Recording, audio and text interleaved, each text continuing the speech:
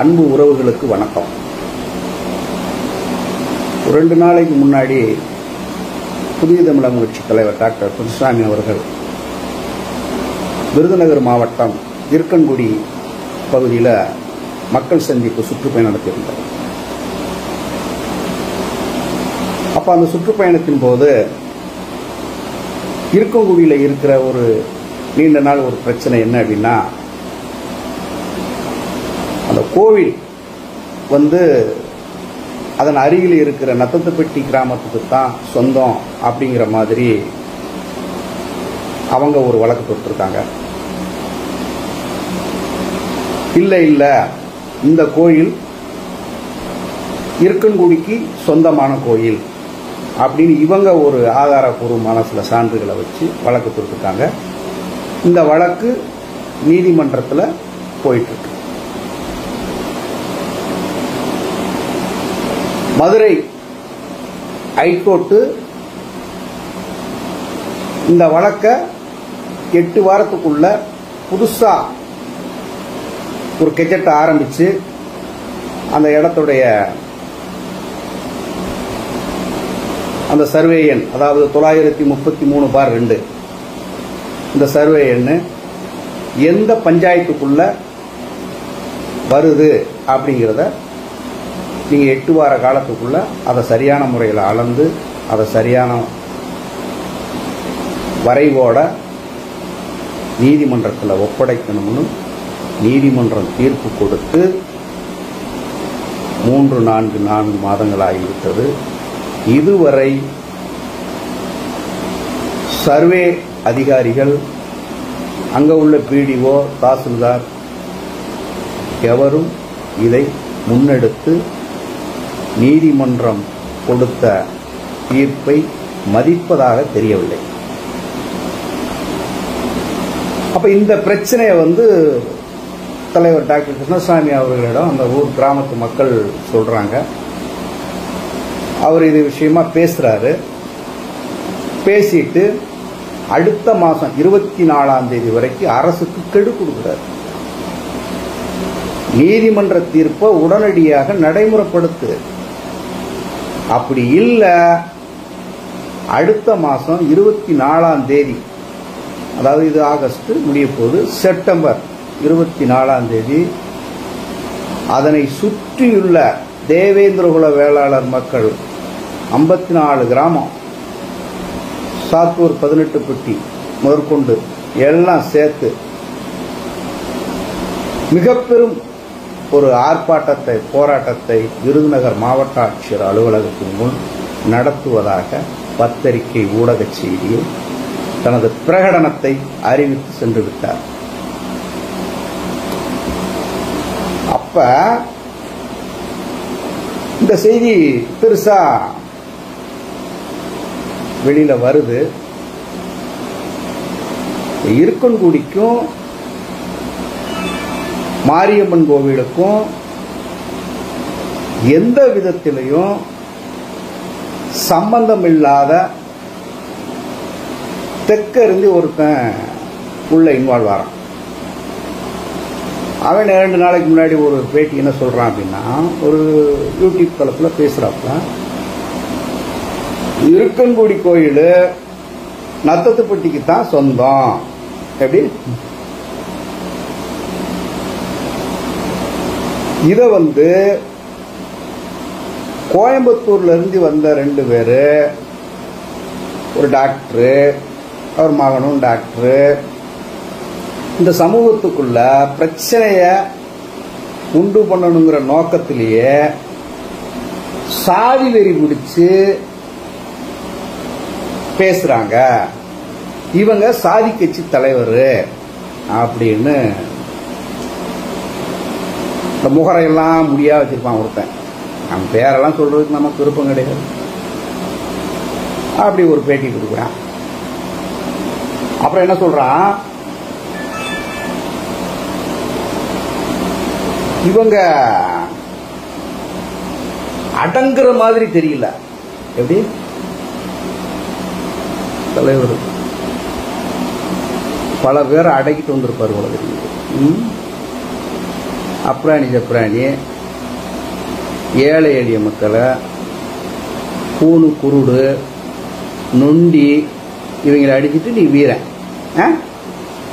அடங்குற மாதிரி தெரியலன்னு பேசுறடா தம்பி. புதிய தமிழகம் கட்சி அடக்கிறதுக்கு நீ எல்லாம் ஒரு ஆளாடா? இல்லை தெரியாம கேட்குற. புதிய தமிழகம் கட்சியோட வரலாறு உனக்கு தெரியுமா? வரலாறு தெரியுமா? 97 அதுக்கு முன்னாடி இயக்கமா இருந்துச்சு. 97 கட்சி ஆரம்பிக்கணும். எத்தனை பேரை அடக்கிட்டு வந்திருக்கும் தெரியுமா புதிய தமிழகம் கட்சி? கேட்டுப்பாரு, உன் ஏரியாவில் கேட்டுப்பாரு தம்பி. தென் மாவட்டத்தில் போறான் புதிய தமிழகம் கட்சி எத்தனை பேர்த்த உன்ன மாதிரி சாதி வெறி பிடிச்சி திருற புறம்போக்குகள் எல்லாம் அடக்கிட்டு வந்திருக்குன்னு கேளு, சொல்லுவான். யாரடா அடக்கிறது தம்பி? நாவடக்கத்தோட பேசிக்கிறணும். இந்த அடங்குற மாதிரி தெரியல, இவங்க ரொம்ப திமிரா பேசுறாங்க. இந்த மாதிரி பேச்செல்லாம் லூஸ் டாக்ல பேசி தெரிய வச்சுக்கோ, விளைவுகள் வேற மாதிரி சந்திக்க வேண்டியது இருக்கும். சரியா? ஒரு இயக்கம் வச்சு நடத்துற, ஒரு அரசியல் கட்சி வச்சு நடத்துறேன்னா நாகரிகத்தோட பேசி பழகிக்கும். உன் வயசு நட தம்பி, 40 வயசு கூட தொட்டிருக்க மாட்டேன் நீ, தெரியுதா? அவர் வயசு என்ன தெரியுமா? 75 வயசு. புதிய தமிழக தலைவரோட டாக்டர் கிருஷ்ணசாமியோட வயசு 75 வயசு. அவருடைய அரசியல் அனுபவம் உன் வயசும் ஒண்ணு, புரிஞ்சுக்கோ. சரியா? சும்மா தேவையில்லாம இவங்க அடங்குற மாதிரி தெரியல, இவங்க ரொம்ப சாதி வெறியோட பேசுறாங்கன்னு பேசிக்கிட்டுன்னு வச்சுக்கோ, பொதுஜன மக்களுக்கு தெரியும்டா யாரு சாதி வெறியோட திருறான்னு. யாரை பார்த்து நீ பேசிட்டு இருக்க தம்பி? தப்பு தம்பி, அந்த மாதிரி பேசாத. இனிமேல் பேசினேனா அதுக்கு உண்டான எதிர்வினையை நீ அனுபவிக்க வேண்டியது இருக்கும். சரியா? சரி, இப்ப என்னன்னா இந்த இருக்கக்கூடிய எல்லை பிரச்சனைக்கு வந்துருவோம். நம்ம இருக்கக்கூடிய கோயில் நத்தத்துப்பட்டிக்கிட்டான் சொந்தம்னு அங்கே தூத்துக்குடியிலேருந்து பேசிக்கிட்டு இருக்கிய, அதனுடைய வரலாறு பேசுமா? இப்ப வர்றையா? உட்காந்து பேசலாமா? ஒரு இளவும் தெரியாது, கூமுட்டை. கொஞ்சமாவது மழையில நனையிறப்போ ஓரஞ்சரமாவது பள்ளிக்கூடத்தில் ஒதுங்கி இருக்கும்டா தம்பி. அப்பனா தான் இந்த வரலாறுலாம் தெரியும் உனக்கு. கோயில் வரலாறுலாம், கோயில் தலை வரலாறுலாம் தெரியும். இந்த பிரச்சனை எங்க ஆரம்பிக்குதுன்னு இப்ப சொல்றேன் மக்களுக்கு. இருக்கக்கூடிய எல்லை பிரச்சனை 25/5/1995 ஸ்டார்ட் ஆகுது. அப்ப அந்த 1995 எந்த அரசாங்கம் இங்க இருக்குது அப்படின்னு நம்ம பார்த்தோம்னா ஜெயலலிதா சசிகலா பீரியடு. சரியா? அதிமுக கட்சி. அப்ப அந்த 1995 மாவட்ட அரசியல்ல இருக்கங்குடி கோவில் நத்தத்துப்பட்டிக்கு சொந்தம்ட்டு ஒரு வெளியீடு வருது. சரியா? இது எதன் அடிப்படையில் கொடுக்கறாங்க அப்படின்னு நம்ம பார்க்கணும். இப்ப இருக்கங்குடி பஞ்சாயத்துக்கு உட்பட்ட சர்வே மொத்தம் 12 சர்வே எண். 12 சர்வே எண் அடக்கியதான் இருக்கங்குடி பஞ்சாயத்து. அந்த 12 சர்வே எண்ணு 11வது சர்வே எண்ணு கோயில் மேடுன்னு சொல்லக்கூடிய கோயில் இருக்குல்ல, அந்த பகுதி தான் 11வது சர்வே. இந்த கோயில் மேட்டு பகுதியும் அவன் சொல்றாள் நத்தத்துப்பட்டி, அந்த நத்தத்துப்பட்டிக்கும் 3.5 கிலோமீட்டர் 4 கிலோமீட்டர் டிஸ்டன்ஸ் இருக்கும். சரியா? அந்த கோயில் மேட்டு பகுதிக்கும் நத்தத்துப்பட்டிக்கும் 3 to 4 கிலோமீட்டர் டிஸ்டன்ஸ் இருக்கும். இந்த 12 சர்வே எண்ணுலையும் இருக்கங்குடி பஞ்சாயத்து வரும்போது அந்த ஒரு சர்வே எண்ணு மட்டும் எப்படி நத்தத்துப்பட்டிக்கு போச்சு? ஒன்னு. ரெண்டாவது, இந்த கோயில்மேட்டு பகுதிங்கிறது இருக்கங்குடி பகுதியை சுத்தி உள்ளது. நத்தத்துப்பட்டி 4 கிலோமீட்டர் அந்த பக்கம் இருக்கு. அவன் எல்லை எப்படிங்க நடுவூடால இருக்கங்குடி பஞ்சாயத்துக்குள்ள 12 சர்வே நம்பர்ல ஒரு சர்வே நம்பருக்குள்ள இது என்னுடைய இடம் குறிச்சு எழுதியிருக்கான். இது எப்படி இந்த தவறுதல் நடந்தது? இது தவறுதுன்னு சொல்ல முடியாது. வேணுமென்றே அன்றைக்கு இருந்த அரசாங்கத்தினுடைய அதிகாரிகளும் அரசியல்வாதிகளும் செய்த சூழ்ச்சி. எப்படின்னு கேளுங்க. 1995 மாவட்ட அரசு இதெல்லாம் நத்தத்துப்பட்டிக்கு தான் இருக்கங்குடி கோயில் சொந்தம்னு ஒரு அறிக்கை வெளியில வருது. அதுக்கு முன்னாடி அந்த 1995க்கு முன்னாடி ரெவன்யூ ரெக்கார்டு படி மேல மேடை தான் மேல மடை அப்படின்னு தான் குறிக்கப்பட்டது. அந்த மேலை மடையில இருக்கங்குடி தாய் கிராமமாக சொல்லப்பட்டிருக்கும். இருக்கங்குடி, நத்தத்துப்பட்டி, கலிங்கமேட்டுப்பட்டி. சரியா? இது ரெவன்யூ ரெக்கார்டுல இப்ப வரைக்கும் மேலமடைன்னு தான் இருக்குது. இந்த மேலமடையில 3 கிராமம் உட்பட்டது. அந்த 3 கிராமத்துல தாய் கிராமம் இருக்கங்குடி அப்படிங்கிறது ரெவன்யூ ரெக்கார்டு படி இருக்கு. இந்த அரசு, மாவட்ட அரசு இதில் ஒரு கெஜெட்டை உருவாக்கினா பாரு, 95ல் ஒரு கெஜெட்டை போட்டான் பாரு. அந்த கெஜெட்ல தான் நத்தத்துப்பட்டிக்கு இருக்கங்குடி மாரியம்மன் கோவில் அந்த சர்வே எண் 933/2 இணைச்சு இது நத்தத்துப்பட்டிக்கு சொந்தம் அப்படின்னு அன்னைக்கு இருந்த அவங்க சமூகத்தை சேர்ந்த சில நபர்கள் இந்த சித்து வேலையை செஞ்சிருக்காங்க. இதுக்கு மூல காரணம் யாருன்னு கேட்டீங்கன்னா 1995 பீரியட்ல சாத்தூர் தாலுகா ஹவுஸ்ல ஹெட் சர்வேரா ஒருத்தர் வேலை பார்க்கிறார். தலைமை பதிவு ஹெட் சர்வே. அவர் யாருன்னா கருணாகர பாண்டியன். நத்தத்துப்பட்டியை சேர்ந்த கருணாகர பாண்டியன் என்ற மறவர். இவர் தான் இந்த 1995 கெஜெட்டின் படி சர்வே எண் 11 இருக்கங்குடி கோயில்மேட்ல அந்த இருக்கங்குடி பஞ்சாயத்துக்கு உட்பட்ட சர்வே எண்ல ஒரு எண்ணை, அந்த 11வது எண்ணை எடுத்து நத்தத்துப்பட்டி பஞ்சாயத்தோட இணைக்கிறான். புரியுதா? இந்த வேலை செஞ்சது யாரு? நத்தத்துப்பட்டியை சேர்ந்த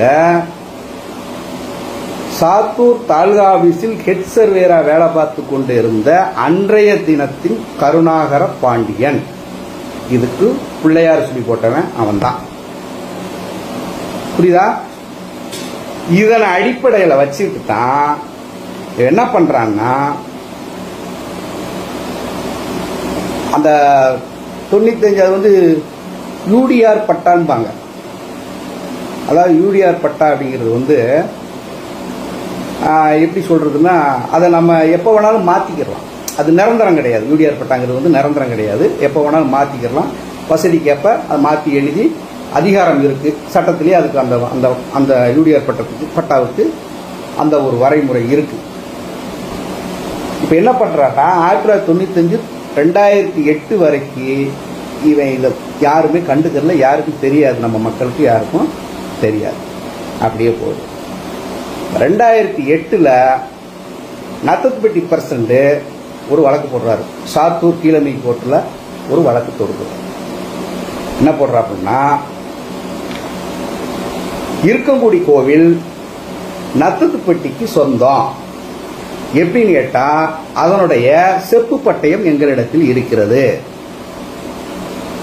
யூடிஆர் பட்டா மூலம் சர்வே எண் நத்தத்துப்பட்டி பஞ்சாயத்துக்குள்ளே இருக்கிறது. இதன் அடிப்படையில் இந்த இருக்கங்குடி கோவில் நத்தத்துப்பட்டி பஞ்சாயத்துக்கு தான் சொந்தம் என்று ஒரு வழக்க சாத்தூர் கீழமதி நீதிமன்றத்தில் தொடுக்கிறாங்க. இந்த வழக்க 2012 ஃபைனலுக்கு வருது. 2012 ஃபைனலுக்கு வர்றப்ப என்ன சொல்றாரு நீதிமன்றம்? சரி, என்ன ஆதாரம் இதுக்கு அப்படின்னு நீதிமன்ற கேள்வி எழுப்புறப்ப என்ன சொல்றாங்க? ஐயா இந்த யூடிஆர் பட்டா. சரி, இந்த யூடிஆர் பட்டா வச்சிருக்கீங்க, ரைட். செப்பு பட்டயம் ஒன்று சொன்னீங்க இல்லையா, அந்த செப்பு பட்டயத்தை நீங்க தாக்கல் பண்ணுங்கன்னு கேட்கிறாரு நீதிமன்றம். அப்ப செப்பு பட்டயம் தாக்கல் பண்ணுங்கன்னு கேட்கவும் இவன்ட்ட செப்பு பட்டயம் இருந்தா தான் தாக்கல் பண்ணுவேன். இவன் தான் உலகமாக பிராட் ஆகி போச்சா. இவன்ட்ட எங்க இருக்கும் செப்பு பட்டயம்? இந்த இருக்கு அந்த இருக்கு அப்படின்னு அப்படியே நாட்களை நகர்த்துறாங்க. நகர்த்துறப்ப ஃபைனலுக்கு வர்றப்ப 2012 நீங்கள் சரியான ஆதாரங்களை, தரவுகளை சமர்ப்பிக்கவில்லை. ஆகையால் இந்த யூடிஆர் பட்டம் என்பது அரசு இதழின்படி மாற்றுதலுக்குரியது, இதை வைத்து எதுவும் உரிமை கொண்டாட முடியாது அப்படின்னு அந்த தீர்ப்பு தள்ளுபடி. அவங்க கொடுத்தாங்கள வழக்கு 2012 சாத்தூர் கோர்ட்டு தள்ளுபடி பண்ணுது. இப்ப என்ன பண்றான், இது தூக்கிட்டு என்ன பண்றான், அடுத்து 2016 சிவகாசி சப்கோர்ட் அப்பீலுக்கு போறான். பண்ணி பிரசிடண்ட் பொறுப்பு. அப்ப 2016 சிவகாசி சப்கோர்ட் அப்பீலுக்கு போறப்ப அப்ப 2016 டு 2019 வந்து ஸ்பெஷல் ஆபீசர் இந்த தாசில்தார் இந்த பஞ்சாயத்து பிரசிடண்ட் எல்லாம் கிடையாது 2016 டு 2019. ஏன் அப்படின்னா ஜெயலலிதா அம்மா அந்த நேரத்தில் உடம்பு சரி முடியாம ஆட்சி வேற ஒரு இதில் இருக்கு. அந்த குறிப்பிட்ட அந்த 2016 டு 2019 பிரசிடண்ட் எங்கேயுமே நியமிக்கல. அப்ப இந்த வழக்கு வருது எங்க சிவகாசி சப்கோர்ட்ல. வாதி பிரதிவாதி 2 பேருமே பிரசிடண்ட், ஒன்னு ஏற்குடி பிரசிடண்ட், கததுப்பட்டி பிரசிடண்ட். இந்த 2 பிரசிடண்ட்டுமே பதவி இல்லை. பதவி இல்லாதனால அப்ப சிவகாசி சப்கோர்ட் என்ன பண்ணுது, ஒரு தீர்ப்பு கொடுக்குது, டிஃபால்ட் பார் டிஸ்மிஸ். இந்த வழக்கு தொடுத்த வாதி பிரதிவாதி இருவருமே இப்பொழுது பஞ்சாயத்து தலைவராக இல்லை. இது ஸ்பெஷல் ஆபீசர் அவங்களுடைய கண்ட்ரோல்ல பஞ்சாயத்து அப்ப போய்கிட்டு இருக்கு. அதனால இந்த மனு டிஃபால்ட் ஃபார் டிஸ்மிஷன் அப்படின்னு ஒரு ஆர்டரை போட்டு தூக்கி எறிஞ்சிடுறாரு. சிவாஜி கோர்ட்லயும் சோழி முடிஞ்சதா. இப்ப அதுக்கு அடுத்து 2020 இருக்கங்குடி நத்தத்துப்பட்டி பஞ்சாயத்து எலெக்ஷன். பஞ்சாயத்து எலெக்ஷன்ல 2020 இருக்கங்குடி பஞ்சாயத்து போர்டு பிரசிடண்டா செந்தாமரை என்பவர் வருகிறார். சரியா? இப்ப அவர் வந்து என்ன பண்றாரு, நம்ம பஞ்சாயத்துக்குள்ள இருக்கிற சொத்து வரி, தொழில் வரி ஆட்டோமேட்டிக்கா வந்துகிட்டு இருக்கு. இருக்கங்குடி பஞ்சாயத்துக்குள்ள வாங்கிட்டு இருக்காங்க. சொத்து வரி மட்டும் பெண்டிங் நிற்குது. அது எதனால பெண்டிங் நிற்குதுன்னா இந்த பிரச்சனை தான். அப்ப இந்த சொத்து வரியை என்ன பண்றான் அப்படின்ட்டா ஏடி பஞ்சாயத்துல போய் கட்டுறான். ஏடி பஞ்சாயத்துங்கிறது கிட்டத்தட்ட ஒரு சாத்தூர் விருதுநகர் மாவட்டத்துக்கு எத்தனை பஞ்சாயத்து, ஒரு நிமிஷம், 450 பஞ்சாயத்து விருதுநகர் மாவட்டத்தில் இருக்கு. விருதுநகர் மாவட்டத்தில் 450 பஞ்சாயத்துக்கும் ஒரு ஹெட், ஒரு தலைமை இயக்குனர் இருப்பாரு. அவர் தான் ஏடி பஞ்சாயத்து ஆபீசர். இப்ப அவருடைய கண்ட்ரோல்ல இருக்கங்குடி சொத்து வரி பூரா அங்கதான் கட்டிக்கிட்டு இருக்காங்க. ஏன்னா இந்த பிரச்சனை இருக்கிறதுனால. இப்ப என்ன இந்த மாதிரி போயிட்டு இருக்கிற நேரத்தில் செந்தாமரை அப்படிங்கிறது இப்ப 2020 பிரசிடண்டா உள்ள வர்றப்ப இந்த வரிகள் இதெல்லாம் கேட்கிறப்ப அவங்க என்ன சொல்றாங்க, இந்த சொத்து வரி நம்ம கட்ட முடியாது, இது அங்க போயிட்டு இருக்கு, சரி ரைட் அங்கேயே இருக்கட்டும் அப்படிங்கிறப்ப ஒரு புது அப்ரூவல் வாங்கி பில்டிங் கட்ட போறாங்க கோயில்ல. அப்ப இருக்கங்குடியில இருந்து நெம்மேனிக்கு போற ரூட்ல ஒரு இடம் இருக்கு. அந்த இடத்துல ஒரு பில்டிங் கட்டுறதுக்காண்டி ஒரு அப்ரூவல், அதாவது அவங்க அர்ச்சகர்களுக்கு உண்டான தங்கும் விடுதி, தங்குறதுக்கு ஒரு வீடு, அதை கட்டுறதுக்கு அப்ரூவல் வாங்க போறாங்க. அப்ப பிரசிடண்ட் என்ன கேட்கிறாரு, நீங்க இதுக்கு மட்டும் அப்ரூவல் வாங்க வர்றீங்களே, கோயில்ல கிட்டத்தட்ட எவ்வளவு சொத்து மதிப்பு, ஒரு நிமிஷம்,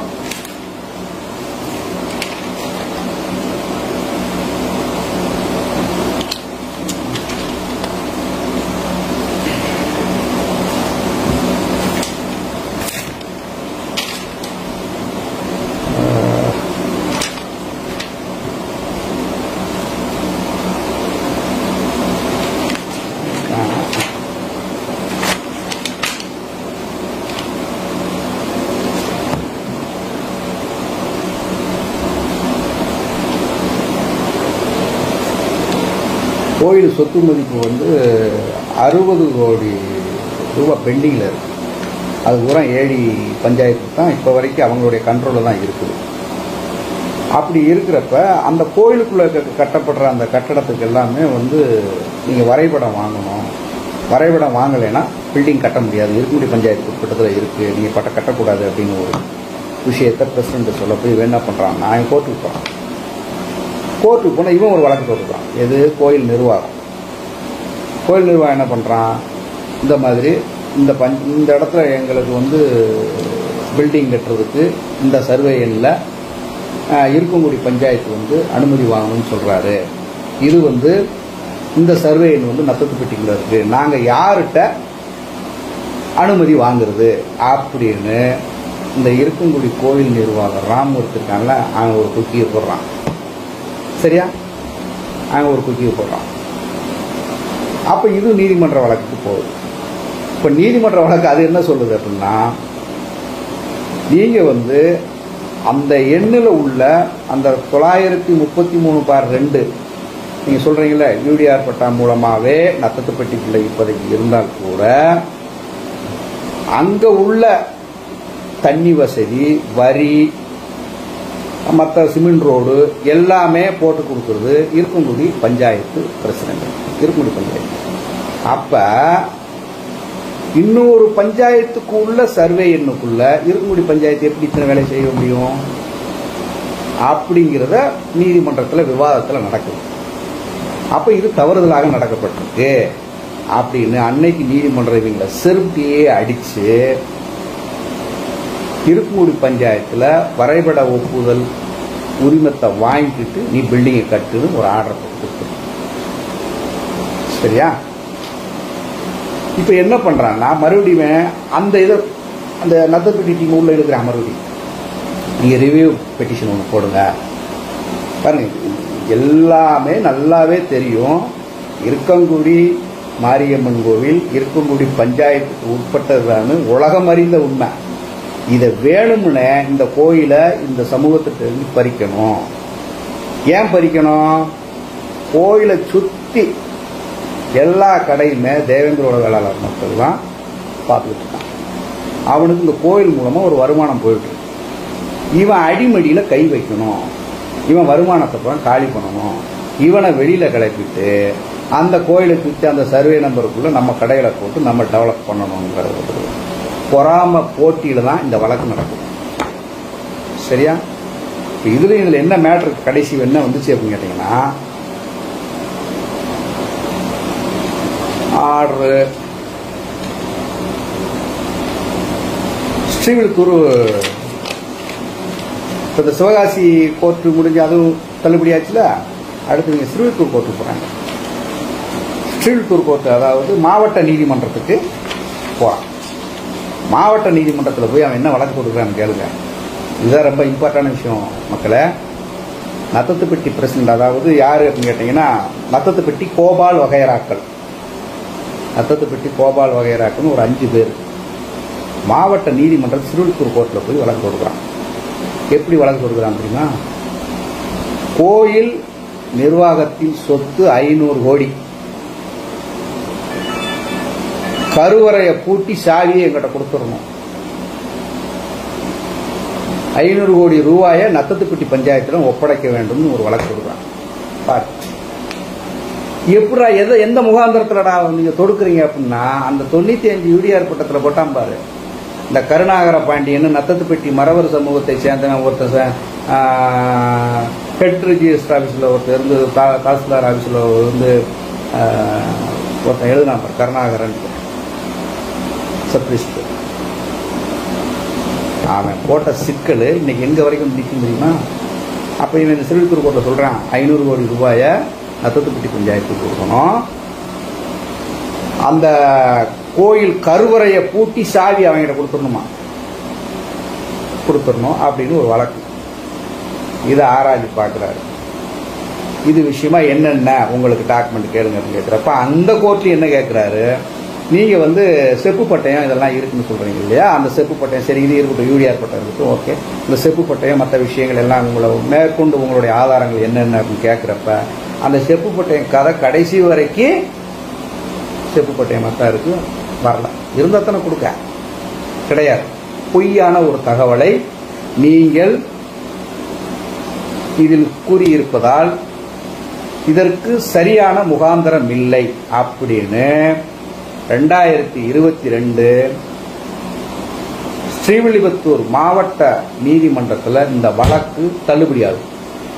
அங்கேயும் அடிக்கிறது இருக்கும். அப்ப கடைசியில் என்ன சொல்லுது, இருக்கன்குடி பஞ்சாயத்துக்குள்ள இருக்கிற அந்த ஒத்த சர்வே என்ன நத்தத்துப்பட்டி சேர்த்துருக்க அந்த ஒத்த பேப்பரை வச்சுக்கிட்டு தான் இவன் கடைசி வரைக்கும் ஓடி வரான். அவன்கிட்ட வேற எந்த ஆதாரமும் கிடையாது. அந்த ஒத்த ஆதாரம் யார் உருவாக்கப்பட்டது? ஹெட் சர்வே கருணாகரன் உருவாக்கப்பட்ட அந்த ஊருக்காரன் நத்தத்துப்பட்டி ஹெட் சர்வே கருணாகரன் பாண்டியன் என்று அவனால் உருவாக்கப்பட்ட அந்த சர்வே எண், கோயில்மேட்டில் உள்ள சர்வே என்ன நத்தத்துப்பட்ட சேர்த்ததுனால வந்த விளைவு தான் இவ்வளவுக்கும் பிரச்சனை. இது போயிட்டா இப்ப இவ்வளவு வழக்கு முடிஞ்சு ஃபைனலா அந்த வழக்கு இப்ப கலெக்டர் ஆர்டர் போட்டிருக்காரு. அந்த சர்வே என்ன நத்தத்துப்பட்டியோட சேர்ந்ததான் அப்படின்னு ஒரு ஆர்டர் போட்டிருக்காரு. இந்த ஆர்டரை எதிர்த்து கலெக்டர் கொடுத்த அந்த மனு ஆர்டரை எதிர்த்து ரெண்டாவது பெஞ்சு ஹைகோர்ட் ரெண்டாவது பெஞ்சு போயாச்சு. அங்கே போய் வாதி பிரதிவாதி பேசி போட்டுக்கிட்டு இவங்க போகிறதுக்குள்ள இப்போ இந்த பிரசிடண்ட் இப்போ 2020க்கு அப்புறம் இந்த 2024-25 பீரியடில் இருந்த பிரசிடண்ட்டும் கோர்ட்டுக்கு தான் போகணும். ஏன்னா அந்தந்த பீரியடில் யார் பிரசிடண்டாக இருக்காங்களோ அவங்க தான் ஆஜராகணும்.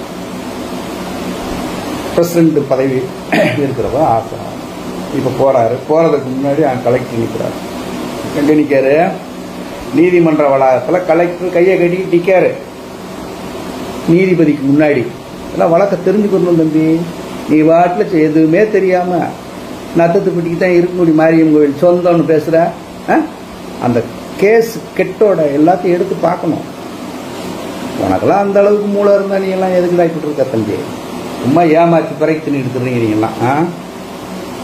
இப்ப அங்க நீதிமன்றத்தில் வழக்கு வருது. எப்ப வருது? 2000 ஒரு நிமிஷம்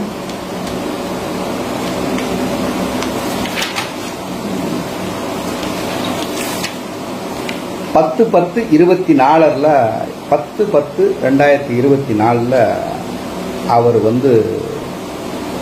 ஒரு லெட்டர் கொடுக்கிறார். யாருக்கு? நத்தத்துப்பட்டி கிராமத்துக்கு வழக்குதாரர் இருக்காங்கள அந்த சர்வே என்ன போட்டு இது நத்தத்துப்பட்டி பஞ்சாயத்துக்கு உட்பட்டதான் அப்படின்னு கொடுத்துட்டாரு. இப்போ இந்த இதை மேற்கோள் காட்டி ஹைகோர்ட்டில் வாதம் நடக்குது. அப்போ அதில் சொல்கிறாரு, இப்போ அதுக்கு முன்னாடி உடனே மாவட்ட ஆட்சியர் நீதிமன்றத்துக்கு வரல அப்படின்னா ரிமாண்டு கொடுத்துருவேன், ரிமாண்டு பிறப்பிச்சிருவேன் அப்படின்னு ஒரு ஆர்டரை நீதிமன்றம் பிறப்பிக்கும். அப்போ அந்த ஆர்டர் பிறந்தோடனே என்ன பண்ணுறாரு? கலெக்டர் அடித்து குடிச்சு ஓடி நீதிமன்றத்துக்கு போனா சொல்கிறாரு நீதிபதிக்கு முன்னாடி, எப்படி எதன் அடிப்படையில் இந்த சர்வே இந்த பஞ்சாயத்துக்கு உட்பட்டதுன்னு நீங்கள் போட்டீங்க அப்படின்னு கேட்குறப்ப யூடிஆர் பட்டா எப்படி இந்த மாதிரி சார் இது மூலம் போட்டுக்குன்னு சொல்கிறாரு. அது சொல்கிறாரு யூடிஆர் பட்டம் மாற்றுதல் குறிக்கும், அது நிரந்தரம் கிடையாது. ரெண்டாவது அவரே சொல்கிறார் கலெக்டர், அதில் நான் ஒரு சின்ன தவறு பண்ணிட்டேன். இந்த பெட்டிஷனை நான் கொடுத்த இந்த ஆர்டர் பெட்டிஷனை நான் வித்ரா பண்ணிக்கிறேன் அப்படின்னு நீதிமன்றத்தில் கலெக்டர் கையை கட்டிக்கிட்டு நீதிபதிக்கு முன்னாடி சொல்றார். எப்போ? 10/10/2024 அந்த ஆர்டர் போட்டு மறு 2 நாள் கழிச்சு ரியரிங் கேஸ் வருது. அப்ப நீதிமன்றத்தில் கலெக்டர் கையை கட்டிக்கிட்டு சொல்றாரு, இதை நான் வித்ரா பண்றேன் அப்படின்னு சொல்றாரு. அப்ப கலெக்டர் நீதிமன்றம் சொல்லுது, நீதிபதி சொல்றாரு, 2வது பெஞ்ச் நீதிமன்றம் ஹைகோர்ட், மதுரை ஹைகோர்ட் 2வது பெஞ்ச் நீதிபதி சொல்றாங்க, நீ வித்ரா பண்ண வேண்டாம், இதை நான் தள்ளுபடி பண்றேன், டிஸ்மிஸ் அப்படின்னு கேஸ் படத்துக்கு எறிகிறார். இதுதான் கடைசி தீர்ப்பு. கடைசி தீர்ப்பு இருக்கன்குடி மாரியம்மன் கோவில் இருக்கன்குடிக்கா நத்தத்துப்பட்டிக்கா அப்படிங்கிற நீதிமன்ற தீர்ப்புல கடைசி வாதம் இதுதான். அந்த கலெக்டர் நான் கொடுத்த அந்த லெட்டரை நான் ரிசீவ் பண்ணிக்கிறேன், அதை வித்ரா பண்றேன்னு சொல்றாரு. என்ன கொடுத்தாரு கலெக்டர்? இந்த இந்த அந்த சர்வே எண் போட 933 பார் 2 சர்வே எண் வந்து நத்தத்துப்பட்டி கிராமத்தான் இருந்து அவன் கலெக்டர் ஆர்டர் போட்டு போனான்ல, அந்த கலெக்டர் வந்து அதை சொல்றாரு, நான் தவறுதலா இதை பண்ணிட்டேன், நானே இதை வித்ரா பண்றேன், நீ என்னடா வித்ரா பண்றது, இதை நான் உடனே டிஸ்மிஸ் பண்றேன் அப்படின்னு அந்த ஃபைல் கிட்ட தூக்கி எறிஞ்சிட்டாரு. இதுதான் எனக்கு நடந்தது கோர்ட்ல. அப்ப என்ன சொல்றாரு, இன்னொரு ஆர்டர் போடுறாரு, அதை பிடிச்சிட்டு பிரிவு 4/1 கீழ், அதாவது செக்ஷன் 4/1 கீழ் 8 வாரத்துக்குள் புதிய கெஜெட்டை உருவாக்கி இளங்களை அளந்து மதிப்பீடு பண்ணி கொண்டு வரணும். நம்பர் 1. 3வது, அதை 8 வாரத்தில் முடிக்கணும்னு சொல்லிட்டாரு. அதுபடி புதிய கெஜெட்டை நீ ஆரம்பிக்கணும் அப்படின்ட்டாரு. அதுவரை மதுரை உயர்நீதிமன்றம் முதல் பெஞ்ச் கொடுத்த தீர்ப்பின்படி அந்த உத்தரவை அமுல்படுத்த வேண்டும். அந்த மதுரை உயர்நீதிமன்ற கிளை முதல் பெஞ்ச் கொடுத்த உத்தரவு என்ன அப்படின்னா, அவங்க பெட்டிஷனை கூட தள்ளுபடி பண்ணிச்சுல, இது தவறுதலானது. ஆனா அந்த பெட்டிஷனுக்கு வந்து அந்த ஏடி பஞ்சாயத்து மூலமா ஒரு அப்ளிகேஷன் கொடுத்துருக்காங்க. ஏடி அப்ளிகேஷன் கொடுத்ததான் சரியான ஒரு இது அப்படின்னு நீதிமன்றம் எடுத்துக்கிச்சு. அப்ப அதுவரை இந்த சர்வேயின் தவறுதல் வந்து அது தள்ளுபடி பண்ணியாச்சு, அது நிறுத்தி வைக்கப்பட்டிருக்கு, இது தேவையில்லை. அப்ப நீதிமன்றம் என்ன உத்தரவு போடுதுன்னா, புதுசா ஒரு இதை உருவாக்கி, நீ ப்ராஜெக்ட் கெஜெட்டை உருவாக்கி நிலங்களை வரையறை பண்ணி கொண்டுகிட்டு வா. அதை 8 வாரத்துக்குள்ள ஆதாரங்கள் அடிப்படையில், தரவுகள் அடிப்படையில் சரியான முறையில் 8 வாரத்துக்குள்ள நிலக்கலார் கூட்டு எல்லாம் அளந்து பறக்கி இந்த இடம் எங்க உள்ளது, யாருக்கு உள்ளதுங்கிறத கொண்டுட்டு வந்து ஒப்படைச்சு மக்களுக்கு சரியான முறையில் இந்த தீர்ப்பை கொடுக்கணும். இனிமேல் இந்த மாதிரி பிரச்சனை வரக்கூடாதுன்னு சொல்லி நீதிமன்றம் கடைசியில் கலெக்டரையும் கூப்பிட்டு தலையில கொட்டுன்னு கொட்டி போயா அப்படின்னு பெட்டிஷன் தூக்கி மூஞ்சில் எறிஞ்சி அனுப்பி விட்டாச்சு. இப்ப இதுல என்ன பிரச்சனை, இருக்கூடி கோயில் எப்படி நத்தத்துக்கு சொந்தம் வரும்? நீ எவ்வளவு உள்ள தில்லு முள்ளு வேலை எல்லாம் பண்ணிருக்கீங்கடா, எவ்வளவு வேலை பண்ணிருக்கீங்க கேக்குறேன். ஆட்சி அதிகாரம் இருக்குங்கிறதுனால நீ எதை வேணாலும் மாத்தலாம்னு நினைக்காத. ரெக்கார்டு தான் இங்க பேசும் தம்பி, ரெக்கார்டு தான் பேசும். ரெக்கார்டு படி லீகலா போ, அதை சந்தி அந்த வழக்க. அதை விட்டுக்கிட்டு எதுவுமே தெரியாம எங்கேயோ ஒரு மூலையில போய் உக்காந்துக்கிட்டு இருக்குங்குடி கோயில் நத்தத்துப்பட்டிக்கு சொன்னோம். ஏண்டா தம்பி, இது நல்லதுக்கு இல்லை சொல்லிட்டேன். வழக்கு நடந்து வந்த நடைமுறைகளை பார்க்கணும். அது எங்க போய் நிக்குது, அது எந்த மாதிரி தீர்ப்புல நிக்குதுன்னு பார்க்கணும். சரியா? ஏண்டா நீங்க என்ன வழக்கு கொடுக்குற, 500 கோடி ரூபாயை நத்தத்துப்பட்டி பஞ்சாயத்து கொடுக்கணும், கோயில் கருவறையை பூட்டி சாவி எங்கிட்ட கொடுத்துடணும். கொள்ளையடிக்கிறதுக்கா, களவாங்கிறதுக்கா? திருட்டுக்கார பயணம். 95 ரெக்கார்டு பண்ணி 1995 ஜெயலலிதா சசிகலா உன் சமூக ஆளுகளை கைவசம் வச்சுக்கிட்டு அந்த டயத்துல சாத்தூர் தாலுகா ஹவுஸ்ல ஹெட் சர்வேரா இருந்தவன அந்த நத்தத்துக்குட்டியை சேர்ந்த கருணாகர பாண்டியன் செஞ்ச வேலை இன்னைக்கு இவ்வளவு தடவை இந்த பிரச்சனை உண்டு. அது எப்படி தம்பி, ஆரம்பத்தில் ஒரு 70-80 வருஷத்துக்கு முன்னாடி ஆடு மாடு கோழி இதெல்லாம் திருடுனீங்க, ரைட். அடுத்து ஏதோ கோழி குடிச்சு சாப்பிட்டு வச்சுக்கலாம். அதுக்கப்புறம் அடுத்த வீட்டு ஆட்டைப்பட்டீங்க, அடுத்தவங்க சொத்தை ஆட்டைப்பட்டீங்க, அதுவும் சரி கண்டுக்கல. அதுக்கப்புறம் கோயிலையே ஆட்டைப்பட வந்துட்டீங்க. தம்பி நீ சொல்றீல இந்த நத்தத்துப்பட்டிங்கிற ஊரே எப்படி வந்ததுங்கிற வரலாறு நான் சொல்லுவேன். சரியா? இந்த நத்தத்துப்பட்டி ஊர் வந்து இங்கே கிடையாது, அவங்க பூர்வீகம். அவங்க எல்லாம் ஆப்பநாட்டுக்காரங்க. புரியுதா? 1950, அதாவது 75 வருஷத்துக்கு முன்னாடி ஆப்பநாட்டு பகுதியிலிருந்து அந்த கலவர டயத்துல இருந்து ஸ்பிளிட் ஆகி அங்கங்கே போகிறான். அதில் போன மறவர்கள் தான் தூத்துக்குடி திருநெல்வேலி பக்கத்தில் இருக்கான். தூத்துக்குடி திருநெல்வேலி பக்கம்லாம் பூர்வீகம் அவங்களுக்கு கிடையாது, மறவர்களுக்கு. இவங்க எல்லாம் ஆப்பநாடு. அந்த ஆப்பநாட்டில் எப்படி வந்தாங்கிற கதை வரலாற்றுக்கு போனோம். அப்போ அது நாயக்கர் காலத்து ஆட்சியில் ஆந்திரா நெல்லிமரா பகுதியிலிருந்து நாயக்கர் ஆட்சி காலத்தில் அவங்கள வரவழைக்கப்பட்டு இங்கே ராமநாதபுரம் பகுதியில் குடியமர்த்தலாம், செதுவி கொடுக்கலாம். சரியா? உங்களுக்கு பூர்வீகமே இங்கே கிடையாது சொல்லப்போனால். புரியுதா? நீ திருநெல்வேலி தூத்துக்குடி இருக்கிற அத்தனை மரவர்களுமே பூர்வீகம் ஆப்பநாட்டு பக்கம். அதில் ஸ்பிட் ஆகி வந்தவன் தான் நத்தத்துப்பட்டில் வந்து உட்காந்தான். அது நத்தம் புறம்போக்கு இடம். அந்த இடம், அந்த ஊர் வந்து வந்து தாய் கிராமம் இருந்து மேலமடையில் 3 அந்த பீரியடில் தான் வந்து வர்றாங்க. கிட்டத்தட்ட ஒரு 70 வருஷம் இருக்கும் நத்தத்துப்பட்டி உருவாகி. அவ்வளோதான். நீ நத்தத்துப்பட்டிக்கு அந்த கோயில் உருவாகி எத்தனை வருஷம் ஆகுது தெரியுமா தம்பி? தாடிக்கார தம்பி, வரலாறே தெரியல தம்பி. ஏதோ உனக்கு தெரிஞ்ச வரலாறை வச்சுக்கிட்டு உன் மக்களை ஏமாத்திட்டு பிறகு தெரியல. அதையாவது உருப்படியா செய்ய. என்ன தேவையில்லாமல் வந்து அடுத்தவன் கோயில் விஷயத்தில் கைவிட்டு மூக்க நுழைச்சி அசிங்கப்பட்டு அம்பலப்பட்டு போகாத. புரியுதா? இதோட நிறுத்திக்கோ. தேவையில்லாமல் சாதி கட்சி தலைவர்களாம். ஏண்டா யாரு சாதி கட்சி தலைவர்? நீ அப்பட்டமான சாதி வெறியன். தெரியுதா? நீ அப்பட்டமான சாதி வெறியன். ஒன்றை பிடிச்சி உள்ள போடணும். இந்த அரசு வேடிக்கை பார்த்துக்கிட்டு இருக்கு. அதுக்கும் வழி வரும் சீக்கிரத்தில். வெயிட் பண்ணு. சரியா? தேவையில்லாத பேச்சு, வாய் ஓவரா பேசிக்கிட்டு தெரிஞ்சு வச்சுக்கேன், வேற மாதிரி பிரச்சனைகளை சந்திக்க நேரம் தம்பி. சரி, புரிஞ்சுக்கோ. போராட்டம் பண்ண போறா. ஒரு பெரிய மக்கள் பூரா ஒன்று திரட்டி இருக்கக்கூடிய பிரச்சனைக்கு போராட்டம் பண்ணுவாங்க. வா போராட்டம் பண்ண. அடுத்த மாதம் 24ஆம் தேதி புதிய கட்சி போராட்டம் போது கலெக்டரேட்டில் வச்சிருக்காங்க, விருதுநகர் கலெக்டரேட்டில். உன் படையப்புறம் கூட்டிட்டு வா, நேருக்கு நேரம் போராட்டம் வச்சு பார்ப்போம். சரியா? நியாயம் எங்க இருக்குன்னு பாரு தம்பி. சும்மா வாய்ச்சோடல வீர பேசிக்கிட்டு இருக்காது. என்ன ஒரு வரலாறும் கிடையாது, ஒரு மண்ணாங்கட்டியும் கிடையாது. ஏதோ வந்தம்மா பொழைச்சமா ஓடணும், ஊர் விட்டு ஊர் வந்து பிழைக்க வந்தவங்க நீங்க எல்லாம். சரியா?